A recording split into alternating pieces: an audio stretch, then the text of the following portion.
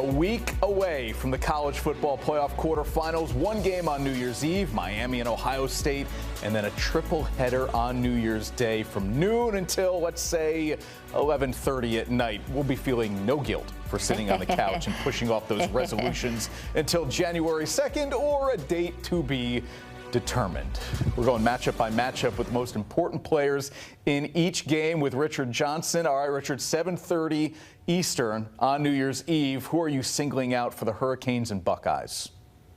For Miami, I am going to go Mark Fletcher. You saw in the Texas A&M game that when the rest of the offense isn't going, you can get Mark Fletcher going. And I think Miami had to get that done in that game. I think Miami's offense depends on if the passing game isn't working, if the screen game isn't working, got to be able to run the ball efficiently and even a little bit explosively. Mark Fletcher is not the most explosive running back in college football history as far as top end speed, but he was able to bounce some big runs in that game against A&M, and it was huge for Miami. For Ohio State, I'm going with Caleb Downs. I think when you consider the way that Miami plays offense, right? They have a lot of screens. It's getting the ball to Malachi Toney, for instance. It's not necessarily probing downfield. Those safeties are going to have to come off the roof of the defense from Matt Patricia, and they're going to have to tackle in space, and they're going to have to tackle close to the line of scrimmage. Caleb Downs, an incredible defensive player for Ohio State, one of the best, if not the best, in the country. He's going to have to be key for Ohio State, keeping everything in front of them on defense. Interesting twist. In that game, Ryan Day is going to take over offensive play calling as Brian Hartline gets ready to make the move to USF. At the Rose Bowl, it's Alabama and Indiana, coming from somebody who knows that's a lot of red. Who are you watching?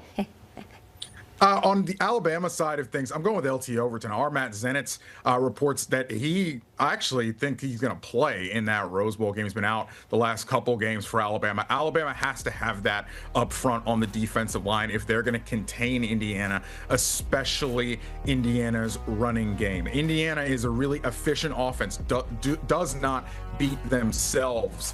And because of that, they're going to need to find some ways to create disruption. I think Overton can do that. For the Indiana side of things, I'm going to go with Hosea Wheeler on the defensive line. Look, Stephen Daly is going to be out. He suffered a freak injury in the Big Ten championship game, so somebody on that defensive line for Indiana is going to have to step up. It is clear that Ty Simpson for Alabama is a different when he is under pressure. Indiana's going to have to find ways to generate pressure. I think they'll be able to. They have different move fronts, and they cause a lot of chaos up front. Wheeler will be key to get that done for the Crimson and Cream, not the Crimson Tide. Yeah, there you go. Indiana's quarterback Fernando Mendoza, of course, the Heisman Trophy winner. We haven't had a Heisman winner win the national championship in a decade. That was Derrick Henry in 2015. Obviously, been even longer for a quarterback, Jameis, in 2013. All right, Oregon and Texas Tech will both go east to the Orange Bowl for a noon kick.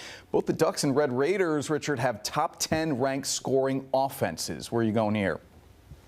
I think I'm going to stick on the offenses for both sides of this game. Let's start with Oregon and Dante Moore. Maybe he's QB2 if he decides to come out for this year's NFL draft. Dante Moore, now that he's got all of his receivers options back, you see an efficient, you see an accurate quarterback sort of at the controls of that offense, being sort of the point guard and the distributor with all the weapons that he has. He's got great ball placement and great accuracy, does Dante Moore. It's really his superpower, and you're going to have to see it in this game against Texas Tech because he will be under duress. David Bailey coming off the edge for Texas Tech, as good as they get in college football.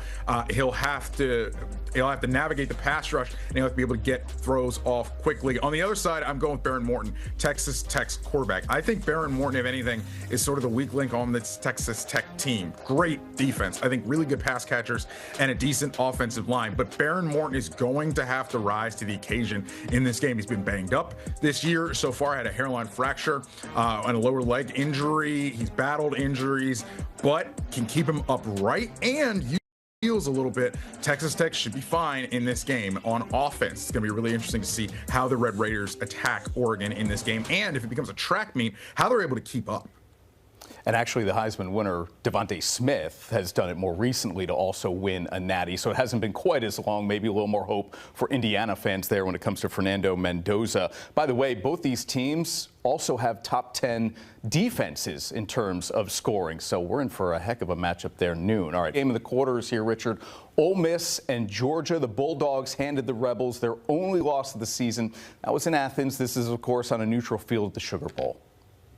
Yeah, let's start with Georgia. A little under the radar is center Drew Bobo, who has been injured since the SEC championship game. Since the Georgia Tech game earlier this season. If he's able to go in this game for Georgia, I think it changes a lot for Georgia on offense. What he's able to do and able to being able to set protections, being able to make sure they're in the right looks, being able to make sure they could run the ball efficiently, and being able to contain interior pass rush. It's going to be massive if Bobo can play for the Dogs. If he can't, I think there's a drop off with how good Georgia can be on offense. That's a key matchup with Georgia's interior offensive line against Ole Miss's defense. And for Ole Miss, gotta go Kewan Lacey. Great running back, is gonna have to pace Ole Miss in this game and keep them efficient against a Georgia defense that can be very disruptive, that can keep the lid on these explosive offenses. Lacey is, as you see on your screen right there, one of the most productive running backs both in Ole Miss history and in college football this year. He's their explosive threat, I feel like, on offense. So if Georgia's able to keep the lid on Lacey, could be a long day for the Rebels. All right, Richard, and boy, we keep using the phrase the gift that keeps on giving this time of year. That would be Lane Kiffin's contract, as you know. The more Ole Miss wins in the playoff, even though he isn't coaching, the more Lane gets paid by his new employer, LSU. That is a heck of a clause to put into a contract. He could make a total of $1 million if the Reds. Mr. Grinch. And guess who's the top of the list for Brad Crawford? Yep, it's the Lane Train, who's the locomotive behind this themed segment. As he points out on CBSSports.com, some coaches, players, and administrators were not in the spirit of giving this year. Lane Kiffin took Ole Miss to unprecedented heights, took them to the college football playoff, but then took the LSU job, so he could not finish it in Oxford. Rebels won their first-round college football playoff game without him. Kiffin sitting on a Santa-sized bag to the tune of $91 million over 7 years. Quick math, Haley, that's $13 million. Santa, send me a dollar. Let's bring in Brad Crawford with more on his college football outcast when it comes to the Grinches of college football in 2025. And Brad, to use like another analogy, if we were talking about a tree topper for a Christmas tree, that would be Lane Kiffin at the very top. It would be. I mean, he really did try to ruin Christmas in Oxford, which is the version of Whoville from the SEC. But he didn't do it. Ole Miss beating Tulane over the weekend, the first round of the playoffs. They're going to have a good Christmas. They're in the second round against Georgia, but Lane Kiffin played the waiting game throughout November. Everyone sort of knew he had his eye on Florida, had his eye on LSU, wound up going to Baton Rouge, and he took his dog Juice with him. We know the Grinch has Max, his little comrade there, and Kiffin has Juice. So, yeah, I mean, we're going to see, man, if Lane Kiffin can win big at LSU. The main reason he left Ole Miss is because he believes he can get to a national championship game in Baton Rouge. He was not able to do that at Ole Miss, although he's had great success there. This 4 or 5 year run in Oxford under Kiffin's tutelage, the best in program history, and now under Pete Golding, Ole Miss trying to finish the deal in the college football playoff. Tensions are always added extra high when you put in our four-legged friends, man. It just always adds to some of the spice there what we got. Speaking of spice, Diego Pavia in 2025, Brad. Yeah, had a great year. SEC Offensive Player of the Year, set several individual program records at Vanderbilt.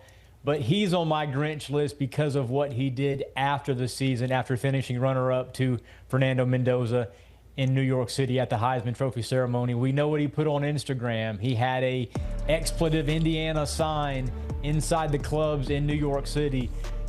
Pavia might have shown us who he really was, acting really Grinch-like. Obviously, he apologized for it. Clark Lee said we need to show the quarterback some grace. He is going to play in this upcoming ReliaQuest Bowl for Vanderbilt against Iowa. Pavia, 2 really good seasons in Nashville. Vanderbilt won 10 games this season, Tommy, and nearly made the playoff as the SEC's 6th entry. So obviously, he leaves big shoes to fill when he leaves Nashville, but Vanderbilt's in a much better place because Diego Pavia signed with them 2 cycles ago. Yeah, no doubt. He's been an absolute star for the Doors there. And whether you like him or not, he is who he is. And I think he showcased that out in New York and then maybe had to backtrack just a little bit, given what we've seen there. Anytime we have an athletic director in the conversation, usually doesn't amount to good things. Notre Dame AD Pete Bevacqua makes the list there. Yeah, Bevacqua's 72-hour tirade after Notre Dame was excluded from the 12-team playoff bracket. It just kind of rubbed me the wrong way. I know I'm not the only one that feels that way. Notre Dame choosing to opt out of a Pop-Tarts Bowl opportunity against BYU. Tommy, I'm a bowl season connoisseur. I like these bowl games. So for a top 15 team like Notre Dame to opt out, I thought it was sort of a elitist move. I understand why it happened. They're trying to get back the man for leaving them out the playoff, but this was a team that had Jeremiah Love, Heisman finalist, very good 10-2 finisher, won 10 straight games to end the year. But for Pete to say, we've sort of degraded our relationship with the ACC, we don't like that the committee put Miami in over us. Look, I understand why he did it, but it was very, very Grinch-like, standing atop his Mount Crumpet overlooking Whoville. Yeah, it's not a good look. You benefited one year, you don't the next year. You got to be good with these things. I know Georgia a few years ago got left out, and they didn't want to play Florida State, but they did, and Kirby Smart did all the right things. So that's a different conversation, again, maybe next year when we talk about Notre Dame. One more Grinch that we have to talk about right here. And before I get your thoughts, and I know why you picked it here, Bill O'Brien over at BC.